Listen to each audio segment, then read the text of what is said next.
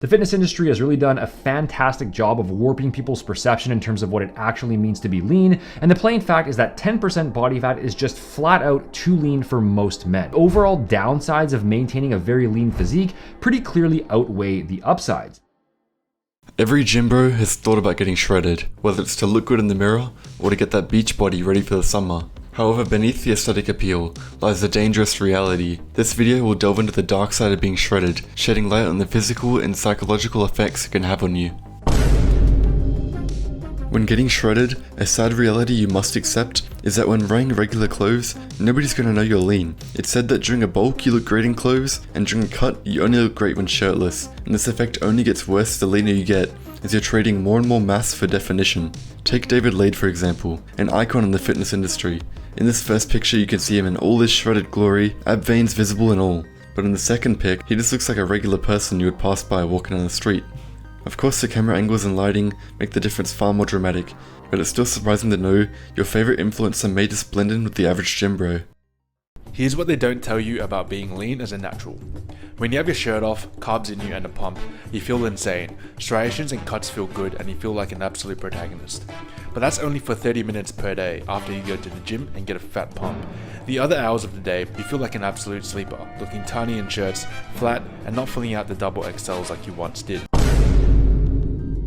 Apart from leanness affecting how you look in clothes, it's pretty common for it to cause a sort of body dysmorphia, a mental health condition characterized by an obsessive focus on perceived flaws in physical appearance. This only gets worse the leaner someone gets, and sometimes it can get to the point where they won't want to leave the house without wearing clothes that'll cover themselves up completely.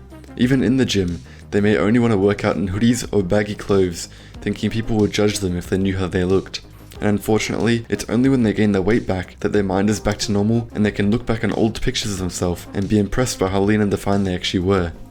The body fat set point theory is a concept that suggests that each individual has a genetically predetermined range of body fat that their body attempts to maintain. This range is believed to be regulated by various hormonal and physiological mechanisms that aim to keep a person's body fat within a relatively stable range. Following this theory, if you went above what your set point was, your metabolism would increase to attempt to prevent excess weight gain, or if you got lean enough, it would slow down your metabolism and limit your energy to prevent you from losing weight. This theory is probably why there are so many shredded influencers who may not even feel the negative effects of being lean, simply just because their genetic set point is far leaner than most. People like Andrew Eubanks, who managed to stay lean all year round, without it seeming to affect them at all. Whereas if the average guy was to diet down to the same body fat, he may suffer a lot more from hunger and the other side effects of being lean. Once you hit around the mid-teens body fat percentage wise, getting increasingly leaner at that point becomes disproportionately more challenging for each point that you try to drop further. At the end of the day, body fat is a stored form of energy. Your body requires a certain amount for optimal functioning, and the more you try to get rid of that fat once you're already pretty lean, the harder and harder your body's going to fight back to hold on to the remaining amount,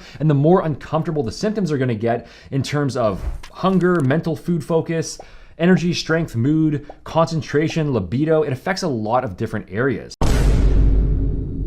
When body fat levels go lower than your genetic set point and enter single-digit territory, the effects only get worse. So though you see bodybuilders smiling when on stage showing off their impressive physiques, off stage they're likely experiencing a variety of side effects, such as a weakened immune system, slower recovery, low motivation and energy, constant hunger, testosterone levels significantly dropping, depression and fatigue, and erectile dysfunction. Bodybuilding is ruining my relationship. I think the one thing people don't really talk about is how much bodybuilding comp prep affects your relationships with not just your partner, but your friends and family. You may see someone who looks disciplined and hardworking, but behind the camera and from the things I haven't shown yet, I'm also someone who's very human. Honestly, I can't count how many times I've cried during this prep now just from mental fatigue. I've had nights where I let my hunger take over and I've binged, and although I'm choosing to do this, it eventually gets to the point where I just want to do normal things like hang out and eat, and so does everyone else, but they can't because of me. And that's especially true for my partner. Recently, she told me that she feels quite depressed because since I only have energy to focus on myself, we don't have much time to spend together anymore. Although she isn't dieting, she still feels like she has to watch what she eats because she doesn't want to trigger my cravings. I can't join her whenever she hangs out with our friends. I can't express my emotions for her, and I'm never really in the best mood, which affects her quite a lot. And yes, the one pump chump wonder doesn't work.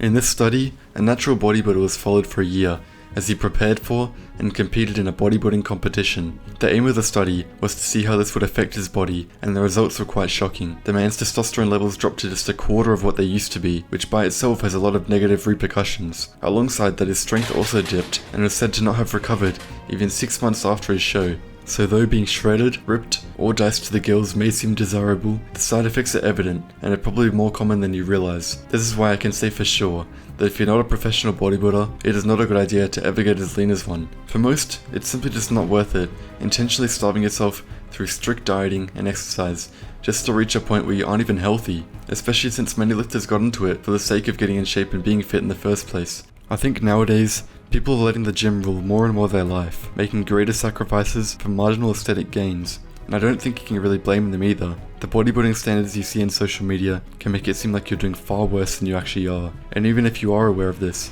it's incredibly difficult to avoid letting it affect your perception of reality. So if you are thinking of getting shredded, remember to be patient, as the process takes time, and try not to be too harsh on yourself, as you may just be comparing yourself to influencers who in reality aren't nearly as lean or massive as they want you to think. Anyway, that's it for this video. Stay healthy, like, comment and subscribe if you appreciate the content, and I'll see you in the next video. Goodbye.